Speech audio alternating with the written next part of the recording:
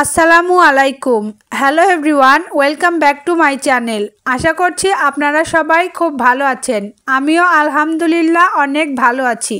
আজকে আমি আপনাদের জন্য ঈদ স্পেশাল নবাবী সেমাই রেসিপি নিয়ে চলে এসেছি। এই নবাবী সেমাই ঈদের আগের দিন তৈরি করে রাখলে ঈদের দিন সবাই মিলে মজা করে খেতে পারবেন। ভীষণ মজার হয় এই নবাবী সেমাই। বাচ্চা থেকে বড় সকলেই অনেক বেশি পছন্দ করবে। তো চলুন আর দেরি না করে দেখে নেই এর প্রস্তুত প্রণালী। নবাবী সেমাই বানানোর জন্য এখানে একটা পাতিলে প্রায় 1 লিটার পরিমাণ দুধ নিয়েছি। এবার এর মধ্যে 1 কাপের চেয়ে একটু কম পরিমাণ চিনি দিয়ে দেব। তারপর সামান্য কিছুটা লবণ দিয়ে দেব। এবার এর মধ্যে 3 টেবিল চামচ পরিমাণ কাস্টার্ড পাউডার দিয়ে দেব। তারপর 10 টাকার 1 প্যাকেট গুঁড়া দুধ দিয়ে দেব। এবার এটাকে চুলায় বসিয়ে দেব।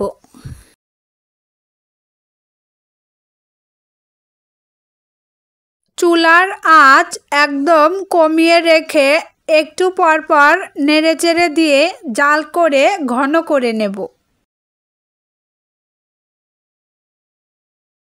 যখন এরকম ঘন হয়ে আসবে তখন চুলা থেকে নামিয়ে ঠান্ডা করে নেবেন। অপরদিকে চুলায় একটা ফ্রাই প্যান বসিয়ে দিয়েছি। এবার 2 চা চামচ পরিমাণ ঘি দিয়ে দেব।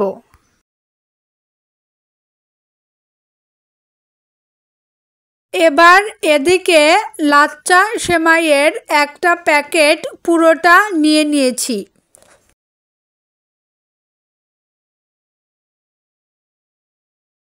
ঘি গরম হয়ে আসলে এখানে সেমাইগুলো দিয়ে দেব।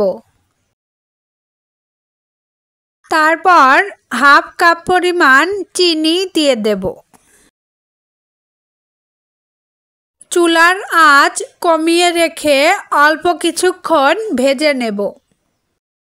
অল্প কিছুক্ষণ ভাজার পর এর মধ্যে 2 টেবিল চামচ পরিমাণ গুঁড়ো দুধ দিয়ে দেব।